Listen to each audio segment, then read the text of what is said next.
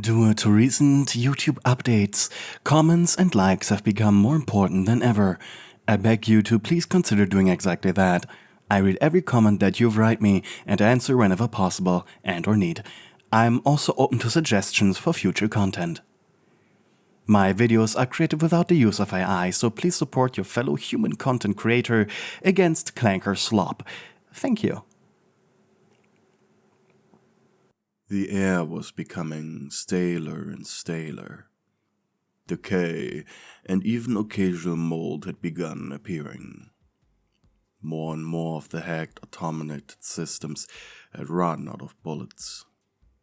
And Z-96 had begun growing its flesh past its containment by the painter due to hunger, and no longer needing the AI. The black side was on its last leg.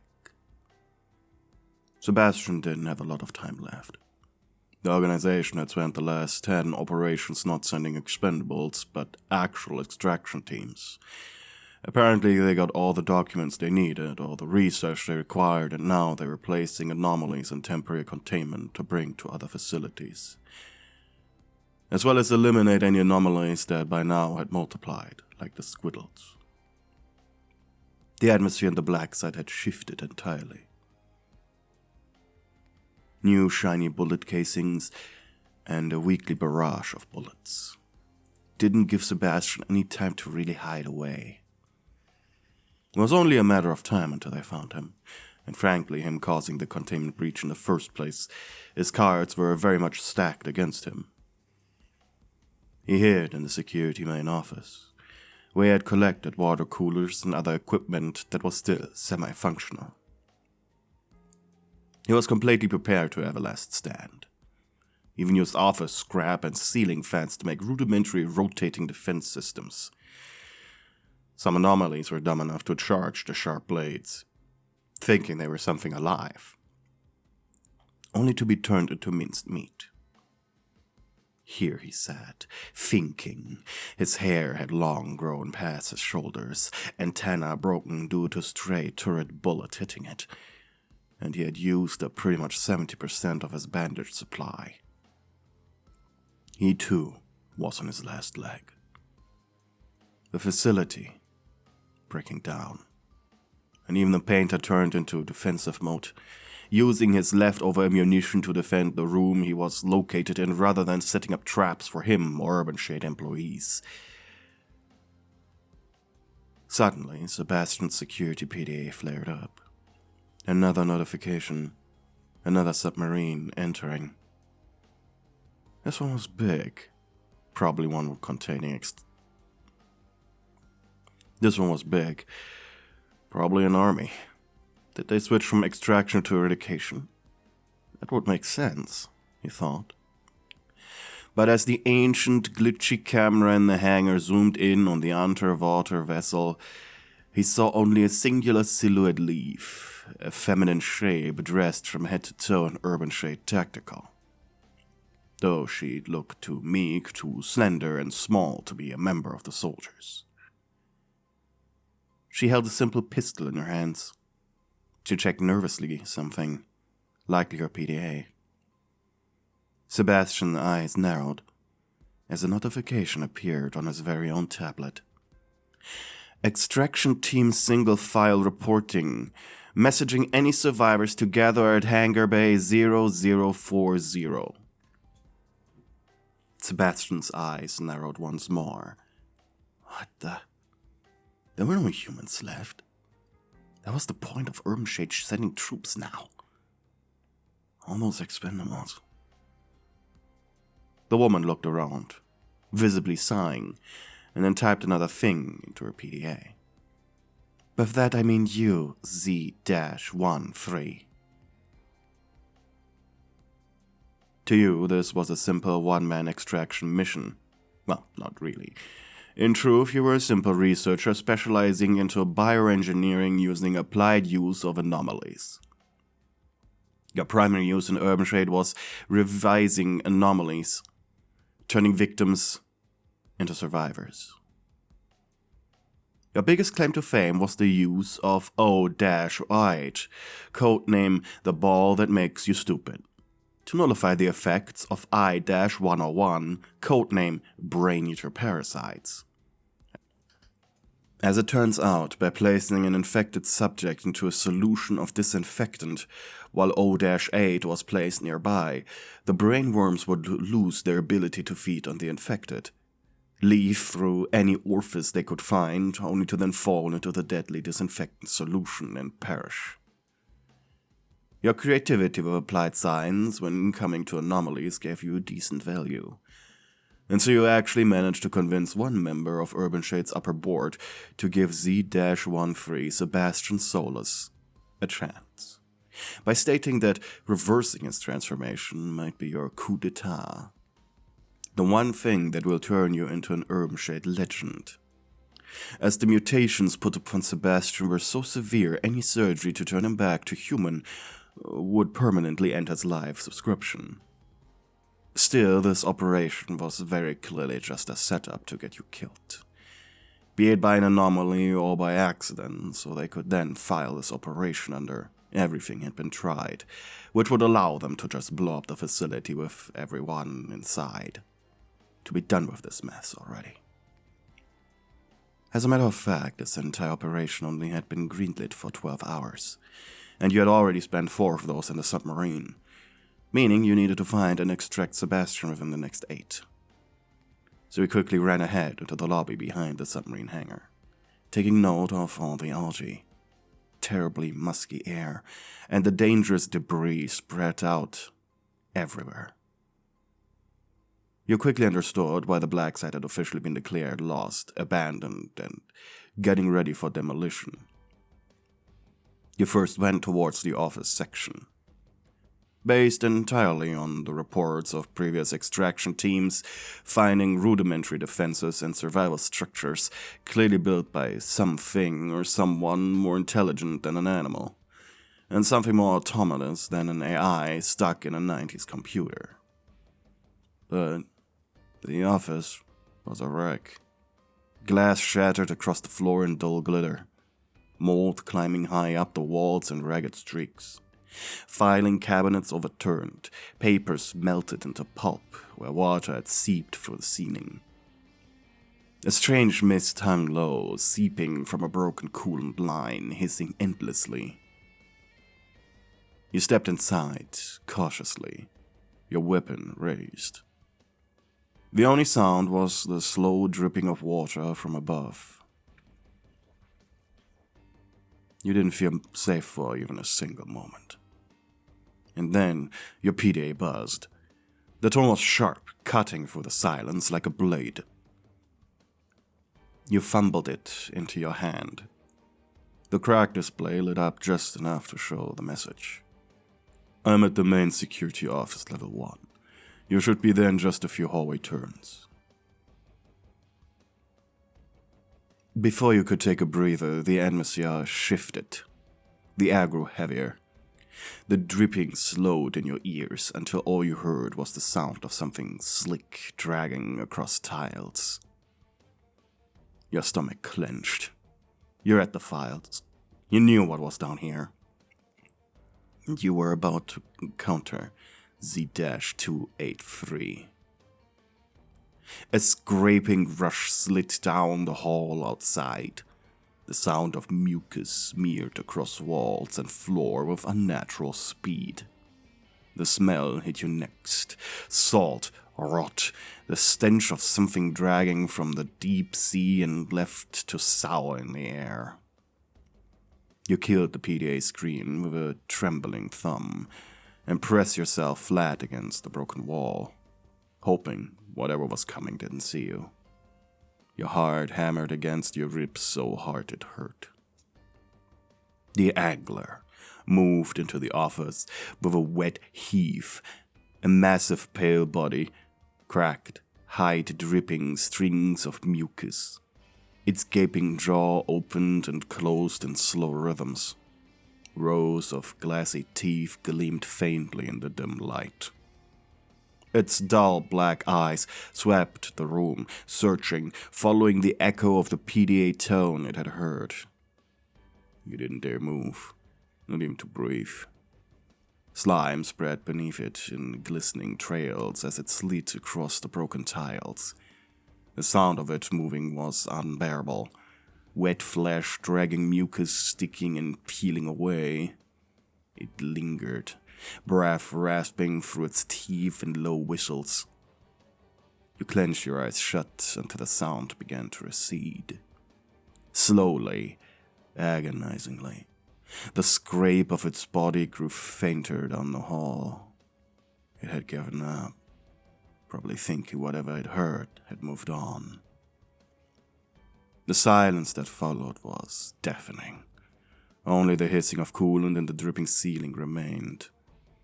Your legs shook as you pushed yourself off the wall, boots sticking faintly in the slime it had left behind. You stayed still long after the angler's scrape had faded from the halls. The silence pressed harder than the noise had. Every drip from the ceiling made you flinch. Then another sound rose in the mist. Not the wet frenzy of the fish that had hunted you, but something slower, more deliberate. A steady drag against tile, heavy but controlled. The sound of something absolutely enormous that chose every movement carefully. Your chest tightened again, but not in the same way. This felt different, measured, like whoever, whatever it was, wanted you to know they were coming. From the fog at the far side of the office, a figure peeled itself into view.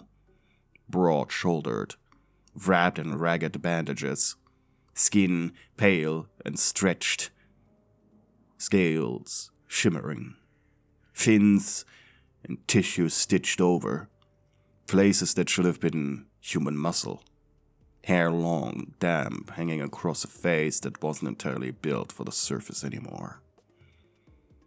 Sebastian's soulless paused in the broken doorway. The mist curled around him artistically, and for a moment the light caught the water clinging to his form. A dry, thick voice cut the silence. Well, you live through your first run-in with Z-283. A faint grin tugged at the corner of his ruined mouth. You're a survivor. Officially now. Your breath shook, but you held your pistol steady until the words sank in. He raised two of his hands slightly while his other remained on his hip, as if to show he carried no threat, then lowered them just as easily, weight shifting against the slime-slick floor.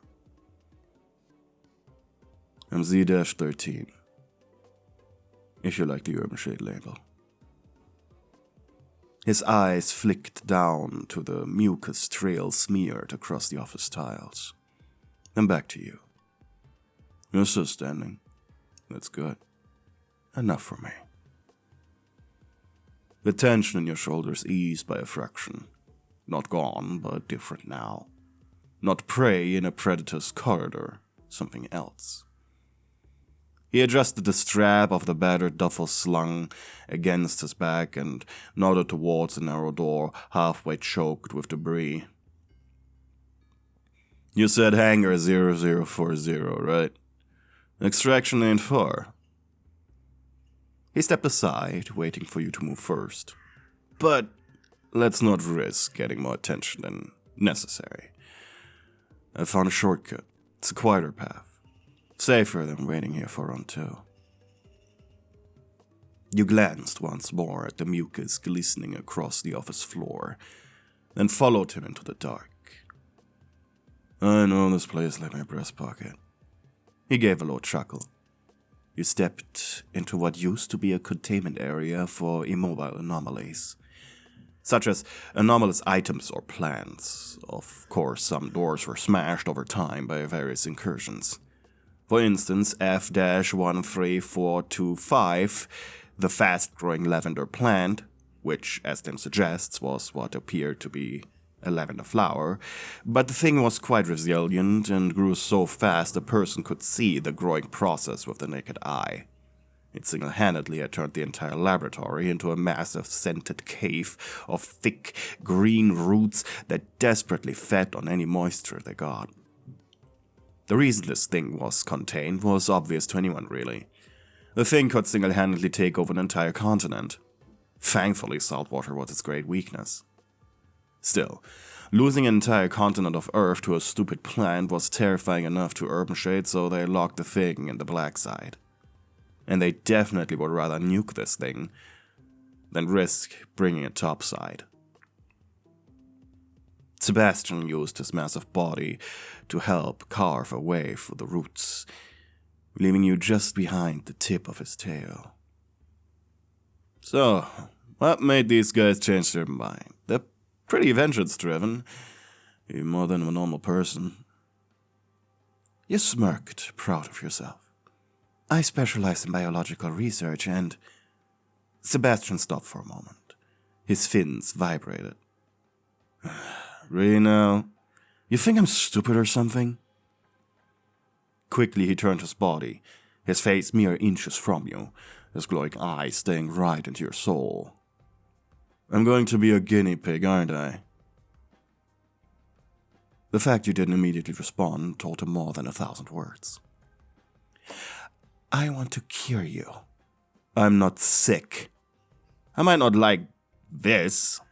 He slapped his chest. But help me survive.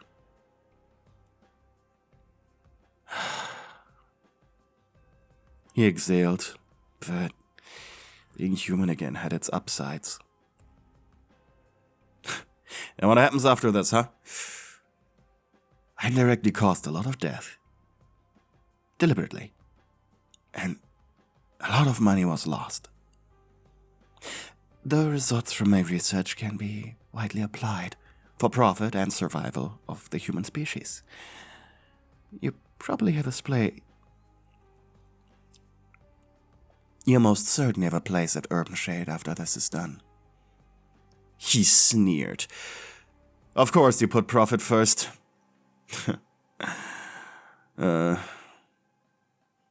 But do you have any guarantees for my survival? Professionally, you took out your PDA and swiped something, sending it to a security tablet. He narrowed his eyes. It was a document folder, signed by the board member who supported you. Essentially, what this thing was a form that bound his continued existence to you. You're making me a plaything for my own survival instinct. He said in a flat tone. You didn't answer as much as you wanted to say, yup. After all, a healthy guinea pig was a happy guinea pig. Fine. Better than nothing. Better than starving you to death. He pressed the checkbox to agree to the terms, placing the tablet back in his pockets without sparing another glance at you.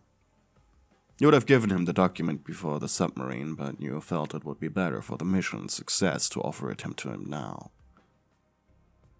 Just try not to die on the last meters, got it? And you stepped past him as if in a trance. Hey, I'm talking to you, listen. Oh, crap. He didn't need to look behind himself to realize what was happening. Sebastian was unaffected by it after all, so he never paid it any mind. Hey, stop, this is stupid. No, came your very childlike answer. Without him intending it, you had just come under the effect of A-911, an anomalous fire truck. Toy fire truck. Ugh, of course. It was always the dumb anomalies that he forgot. At what point? You ran the final meters towards the containment cell, dropping your gun, almost firing it off. The toy had the effect to enamor any adult seeing it into playing with it, mentally and emotionally regressing them into a reflection of who they were when they were 4 years old. Sebastian rolled his eyes, slithering after you. You knelt in front of the little fire truck, its plastic body scuffed, painted peeling in streaks, but to you, it might as well have been the crown jewel of the entire facility. Wee-woo, wee-woo, wee-woo. You went, pushing it across the mold-slick floor. The siren warbled faintly, a cheery electronic cry that didn't fit the rot around it. You giggled. The sound of your own voice surprised you, high, childish, without weight. Sebastian loomed in the doorway, massive frame filling the broken threshold. He slapped his tail once again to ground in irritation, leaving another streak of slime. Of course. You drove the truck in wobbly circles, utterly lost in the play. Mr. Fish is on fire! Sebastian rubbed a scaled hand across his face and let out a long breath. Wonderful. 4 years of education, black sack clearance, and Ermshade sends a goddamn toddler with a gun. He slithered closer, careful not to let the truck's aura touch him. It didn't affect him, but he was careful. He didn't want to be reduced to a blabbering child by making a mistake. All right, kid, he rasped, crouching low enough that his glowing eyes met yours. Game time's over. Time to go. You shook your head stubbornly. No, must say Mr. Fishy first. You shoved the little fire truck towards a pile of debris, watching its squeaky wheels stutter to a halt and clapping your hands in delight. Sebastian's fins flicked with irritation, but his voice stayed steady. Listen, if you want Truckee to keep rescuing anyone, you're gonna need to take my hand, okay? He held it out, palm broad and slick, claws dulled from scraping through concrete and steel. You blinked at him, eyes wide in the haze of childish wonder. Promise? Promise. His tone carried none of the sugar you wanted, but there was something weighty beneath it, something that cut through the haze just enough. Hesitantly, you placed your tiny hand in his. His claws curled gently around it, firm but careful. Good. Now let's get you out before this place eats both of us. The path to extraction blurred. You still had the fire truck in your free hand, rolling it along a wall as Sebastian guided you through half-collapsed corridors. Every time you slowed, distracted by some bit of rubble that looked like a ram to throw your truck over, Sebastian tugged gently but firmly, pulling you onward. I'm tired. Need nap. Sebastian glanced down at you. The corner of his mouth twitched into something between a sneer and a smile. Yeah, well, let's get you tucked in then, huh? The heavy bulkhead door to the hangar groaned open and the smell of salt water rolled in sharp and cold. The submarine sat, waiting, lights faint against the murk, systems humming in idle readiness. Sebastian guided you up the ramp. At the threshold you slowed, clutching the toy truck tightly. Oh, Truckee likes me. Sebastian crouched down again, his voice low and coaxing. Yes, but it's bedtime. He tapped the top of your head lightly with one claw, like a parent tapping a child's forehead. And you don't want to be past your bedtime, do you? Your grip loosened. The toy slipped from your hand, clattering to the steel deck with one last warped siren chirp. Finally, Sebastian scooped you up before you could bend to grab it again and carried you into the sub. The machine shuddered as its systems engaged, detaching from the hangar dock. Water pressed heavy against the hull as it sank deeper, propellers thrumming low and steady. Only then, as the black side receded behind you, did the haze lift ever so slightly. Your eyes blinked wide, the childish fog fading almost all at once. You realized you were in Sebastian's arms, your head tucked against his scaled chest, his massive hand braced carefully around you. What happened? Confusion clung to your voice, sharp as the salt tang in the recycled air. Sebastian smirked faintly, eyes glowing in the dim cabin light. Well, you fell in love with a toy fire truck, he said dryly. Not my proudest rescue attempt, but it was effective. Heat rose to your face, embarrassment burning through the last of the haze. You shifted in his arms, ready to push away, but something stopped you. It was like a primal instinct or something left over by the anomaly, and your hands instead tightened around his wrist. Don't let go just yet, okay? You said quietly. Your voice cracked on the words. This is nice. Sebastian rolled his eyes, a long sigh rumbling from deep in his chest. Unbelievable. But I guess you aren't a trained mobile task force member, so... He didn't pull away despite his resistance. Instead, his arm settled more securely around you, his bulk anchoring you against the vibration of the submarine's engines. The facility and its horse faded behind you. And for the first time since stepping into the black side, you let yourself breathe. Hey, researcher, don't get used to this, okay? He muttered after a while, his tone sharp but softer at the edges than you expected. 'Cause I'm not a pillow. You smiled faintly into the scaled fabric of his shoulders. I don't stop being comfortable. If you want to be a fellow, well, stop being comfortable. He groaned low in his throat, the sound halfway between exasperation and something he couldn't quite admit.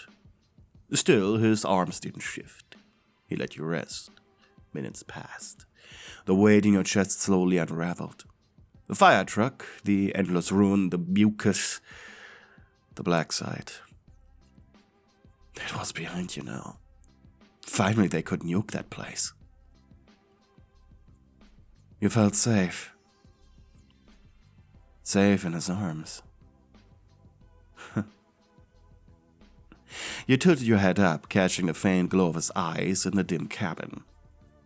He looked down, one brow raised in suspicion. What? Before you could second-guess yourself, you leaned forward. A quick, soft press of your lips against his mouth. Barely more than a brush. A peg of a kiss. Fleeting, but real. Sebastian blinked, his entire body going still for a moment. Great, he muttered sarcastically, his eyes pointing skyward, groaning exaggerated. Better hope the effects of that damn toy truck are fully gone before we reach the surface. I don't like touchy researchers. Hey, you reached the end of the video. That makes you part of an exclusive club. Our secret password is Cheap Thrills. Put the secret message in your comment below to tell fellow members you watched the video until the very end. Lastly, before I say goodbye, I would normally shout out my channel members. However, due to losing monetization, I currently do not have access to both channel memberships as well as a list of previous channel members. Nevertheless, I'm eternally grateful to the channel members I used to have, and in the case memberships get reinstated, I hope I'll see you again. Thank you for watching.